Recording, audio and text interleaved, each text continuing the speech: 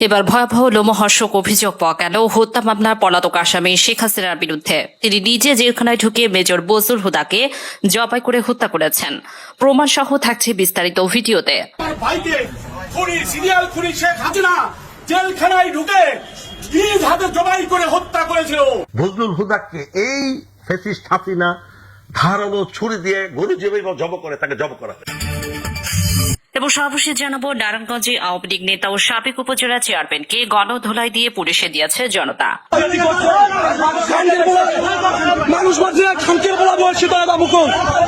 এতক্ষণ শুনছিলেন সংবাদ শিরোনাম, এখন থাকছে বিস্তারিত। 28 জানুয়ারি 2010 ঢাকা কেন্দ্রীয় কারাগার রাত 9:30 থেকে 11টা পর্যন্ত ঢাকা কেন্দ্রীয় কারাগারের আশপাশ ও কারাগারের অভ্যন্তরে সব বিদ্যুৎ একযোগে বন্ধ হয়ে যায় বললে ভুল হবে, বন্ধ করে দেওয়া হয়। 1.5 ঘন্টা ঢাকা কারাগারের মধ্যে স্পর্শকাতর জায়গায় কেন বিদ্যুৎ বন্ধ করে রাখা হয়েছিল সেটা একটু পরে বলি। আগে বিদ্যুৎ আবার ফিরে আসার পর কারাগারের অবস্থা কেমন ছিল সেটা বর্ণনা করা যাক। ঢাকা কেন্দ্রীয় কারাগারের ওই দিন কয়েদিদের সবার ভেতরে কিছুটা অস্থিরতা কাজ করছিল, কারণ তারা জানত জেলখানায় সেদিনের 5 জনের ফাঁসি কার্যকর হতে যাচ্ছে। আর যে 5 জনের ফাঁসি কার্যকর হতে যাচ্ছে তারা সকলেই ছিলেন অত্যন্ত বিনয়ী ও কারাগারের সকলের প্রিয় মানুষ। রাত 12টা 1 minute colonel Syed Faruque Rahman, major Bazlul Huda, lieutenant colonel AKM Mohiuddin Ahmed, lieutenant colonel Mohiuddin Ahmed artillery ও লেফটেন্যান্ট কর্নেল সুলতান শাহরিয়ার রশিদ খানকে ফাঁসিতে ঝুলিয়ে হত্যা করা হয়। 4 জনকে ফাঁসি দেওয়া হলেও লাশের সংখ্যা ছিল মোট 5টি।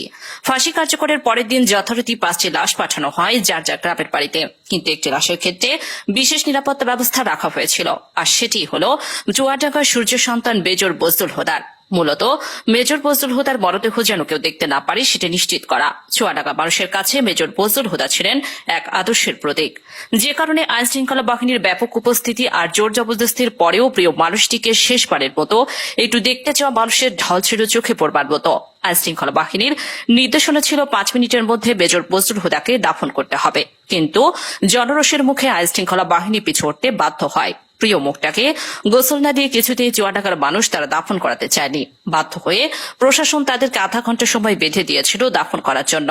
এই সময়ের মধ্যে অসংখ্য মানুষ মেজর বজলুল হুদাকে শেষবারের মতো একটু দেখতে ছুটে যান তার গ্রামের বাড়ি হাঁটু ওয়ালেতে। এতটুকু পর্যন্ত ঠিকই ছিল, কিন্তু মেজর বজলুল হুদাকে গোসল করাতে গিয়ে চুয়াডাঙ্গার মানুষ সাক্ষী হয়েছিল নৃশংসতম এক ঘটনার। কাফনের কাপড় সরাতেই দেখা যায় মেজর বজলুল হুদাকে আসলে ফাঁসি দেওয়া হয়নি, তাকে জবাই করে হত্যা করা হয়েছে। কফিন খোলার পর দেখা যায় লাশ অর্ধেক ডুবে আছে রক্তের মধ্যে। আবার গোসল করানোর জন্য লাশ নামানোর পর দেখা যায় মেজর বজলুল হুদার গলা কাটা, যা জালপোনার মোটা সুতা দিয়ে সেলাই করা। ফাঁসিতে জড়িয়ে মৃত ব্যক্তির গলায় সেলাইয়ের কোনো প্রয়োজন হয় না। মেজর হুদার হাত পা ও ঘাড়ের রগও কাটা ছিল না। এই তথ্য জানা যায় যিনি মেজর হুদার শেষ গোসল করিয়েছেন তার মুখ থেকে। মেজর বজলুল হুদা ছিলেন সৎ, দক্ষ ও দেশপ্রেমিক নাগরিক, তা স্পষ্ট হয় 1991 সালে জাতীয় সংসদ নির্বাচনের জনসভার বক্তব্য থেকে। আমাদের জীবনের বিনিময় হলেও, আমাদের রক্তের বিনিময় হলেও আমরা সেই হারিয়ে যাওয়া স্বপ্নকে ফিরিয়ে নিয়ে আসবো। আমরা মানুষের জীবনে আসার আলো ফেলে দিব। আমরা এদেশের মানুষকে হাসতে শিখাবো, আমরা এদেশের মানুষকে বাঁচতে শিখাবো, আমরা দেশের মানুষকে মাথা উঁচু করে দাঁড়াতে শিখাবো। আমরা এই দেশে সাদ্দাম হুসেনের মতো বলিষ্ঠ একটি নেতৃত্ব প্রতিষ্ঠিত করব। ভাইরা আমার, আমাদের রাজনীতি অত্যন্ত স্পষ্ট। আমরা এই দেশকে বিদেশের গোলাম হতে দেব না। আমাদের কর্মসূচি অত্যন্ত স্পষ্ট। এই দেশ থেকে আমরা বেকারত্ব, ক্ষুধা, দারিদ্র্যের অভিশাপ দূর করব। আমাদের আদর্শ অত্যন্ত স্পষ্ট। আমরা ইসলামকে সাংবিধানিকভাবে, রাষ্ট্রীয়ভাবে প্রতিষ্ঠিত করব। ভাইরা আমার, আমি মেজর হুদা, আমি সাধারণত কোন প্রতিশ্রুতি দিই না। আমি যে প্রতিশ্রুতি দিই সেই প্রতিশ্রুতি আমি রক্ষা করি। আমার জীবনের বিনিময় হলেও এই প্রতিশ্রুতি আমি রক্ষা করার চেষ্টা করি, ইনশাল্লাহ চেষ্টা করব। আমি এইখানে এই প্রকাশ্যে প্রতিশ্রুতি দিয়ে যাচ্ছি, বিশেষ করে প্রশাসনের কাছে আমি প্রতিশ্রুতি দিয়ে যাচ্ছি, আপনারা আমার পূর্ণ সহযোগিতা পাবেন। আমার পক্ষে যারা কাজ করছেন তারাও যদি অতি উৎসাহের আতিশয্যে কোন অন্যায় কাজের দিকে যায় আমি তাদের প্রতিহত করব। ঠিক একইভাবে অন্য প্রার্থীর পক্ষে কেউ যদি উদার আতিশয্য দেখায় আপনারা তাদের মেহেরবানি করে নিয়ন্ত্রণ করবেন। এই দেশে সুষ্ঠু গণতান্ত্রিক গণপ্রতিনিধিত্বমূলক সরকার প্রতিষ্ঠা করার লক্ষ্যে একাধিকবার জীবনের ঝুঁকি নিয়েছি আমরা এবারও সেই প্রক্রিয়া অব্যাহত রাখার জন্য প্রশাসনের সাথে পূর্ণ সহযোগিতা করব, যাতে এই নির্বাচন অবাধ, সুষ্ঠু, শান্তিপূর্ণ ও নিরপেক্ষ হতে পারে। বিষান্তর বজর বসুল হুদাকে কে কারা কিভাবে জবাই করেছিল সেটা জানতে হলে আবার 18 তারিখ রাত 9:30 থেকে 11টা পর্যন্ত 1.5 ঘন্টা সেই সময়টাতে ফিরে যেতে হবে, যে সময়টুকুতে ঢাকা কেন্দ্রীয় কারাগার তার আশপাশের বিদ্যুৎ বন্ধ করে রাখা হয়েছিল। ওই রাতে ঢাকা কেন্দ্রীয় কারাগারের কয়েক ঘন্টা যা হয়েছিল তা হলিউডের হরর থ্রিলার মুভিকেও হার বানাবে। অনুসন্ধানে জানা যায় 2010 সালের 28শে জানুয়ারি রাত 9টার পরপরই জেলগেটের ভেতরে মোট 2টি কালো গ্লাসের গাড়ি প্রবেশ করে। এই গাড়ির একটিতে এসএসএফ এর সদস্যদের সাথে শেখ হাসিনা এবং অপরটিতে জাহাঙ্গীর কবির নানক, ইসমাইল হোসেন সম্রাট, তৎকালীন ঢাকা বিশ্ববিদ্যালয়ের ছাত্রলীগের দুধর্ষ কেডার সিদ্দিক নাজমুল আলম ছিলেন। ধারণা করা হচ্ছে ওই রাতে অপারেশনের পরিষ্কার হিসেবে পরের বছর 2011 সালে ছাত্রলীগের কেন্দ্রীয় সাধারণ সম্পাদকের পদে বসানো হয় নাজমুল ইসলাম।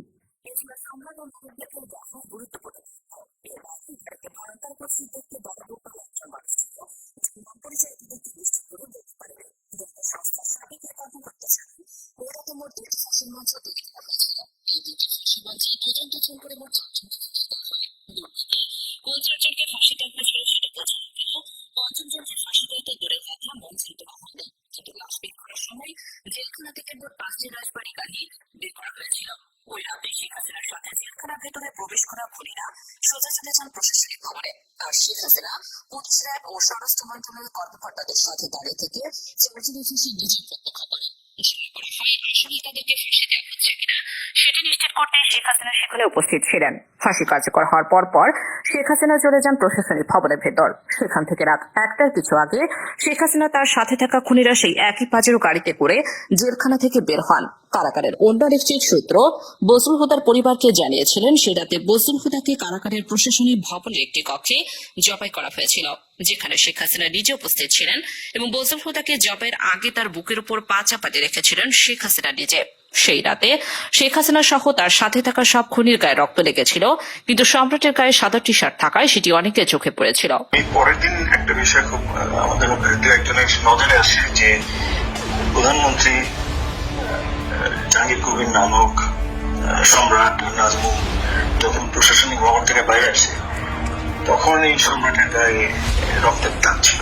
দু একজন এটা দেখতে পায়। এখন ব্যাপারটা হচ্ছে যে এই ধরনের জিনিসগুলো তো আমরা গ্যারান্টি দিয়ে বলতে পারছি না, কিন্তু তখন যে সময় ওই সময় যে সমস্ত লোকজন উপস্থিত ছিল, যে এখন তারা সবাই এখন বাংলাদেশে বেশিরভাগই আছেন, পুলিশ প্রশাসনের মধ্যেও আছেন, এই সমস্ত অফিসার বা লোকজন যারা উইটনেস ছিল, সাক্ষী ছিল, তাদেরকে এখন ধরলেই এই জিনিসটা মোটামুটি তদন্তের আওতায় আনা যায় এবং তাদের পরিবার যেটা অভিযোগ করে যে তাকে জবাই করে মারা হয়েছে এবং এই যে অস্বাভাবিক অ্যাক্টিভিটিস গুলো যেগুলো জেলখানার মধ্যে দেখা গেছিল ফাঁসির সময়, ফাঁসির পরবর্তীতে, এটা পরিষ্কার তদন্তের মধ্যে বের করাটা খুবই। বর্ণনা শুনে অনেকের কাছে হয়তো অসম্ভব অবিশ্বাস্য এক গল্পের মতো মনে হচ্ছে, তবে আপনি যদি শেখ হাসিনার ব্যক্তিগত সহকারী বদিউর রহমান রিন্টুর আমির ফাঁসি চাই বইটি পড়ে থাকেন, তাহলে আপনার কাছে শেখ হাসিনার চরিত্রের সাথে আজকের ঘটনাটি সম্পূর্ণ পেরে যাবে। এক কথাই শেখ হাসিনা একজন নরপিশাচু, রক্তপিপাসু, মানসিক বিকারগ্রস্ত একজন উন্মাদ, যে কারণে একজন মানুষ যার আর কয়েক ঘন্টা পরে ফাঁসি কার্যকর হবে তাকেই নৃশংসভাবে জবাই করে হত্যা করার কথা চিন্তা করতে পারে। একটু চোখ বন্ধ করে ভেবে দেখুন কত নৃশংস নরপিশাচের হাত থেকে আল্লাহ আমাদেরকে বাঁচিয়ে দিয়েছেন। বাংলাদেশের মানুষ 2024 সালে শিক্ষার্থীদের হাত ধরে যেভাবে দুর্বিষহ এক দুঃশাসনের কবল থেকে বেঁচে উঠেছে, ঠিক একইভাবে 1975 সালে মেজর ডালিম, কর্নেল রশিদ, কর্নেল ফারুক আর মেজর বজলুল হুদার এক অত্যাচারী মাদকাসক্ত বাকশালীর হাত থেকে 7 কোটি বাঙালিকে স্বাধীনতা এনে দিয়েছিল। শেখ হাসিনা দুঃশাসন আমরা চোখে দেখেছি, কিন্তু শেখ মুজিবেরটা আমাদের থেকে আড়াল করে রাখা হয়েছে বলেই আমাদেরকে এখনো তাকে বিতর্কের ঊর্ধ্বে রাখার কথা শুনতে হয়। কিন্তু বাস্তবে শেখ মুজিব তার পরিবার আর তার দলের লোকজন ছাড়া অন্য সবাইকে তার কৃতদাসে পরিণত করেছিল। এই প্রজন্ম জানে না এই শেখ পরিবার কতটা ভয়ঙ্কর ছিল।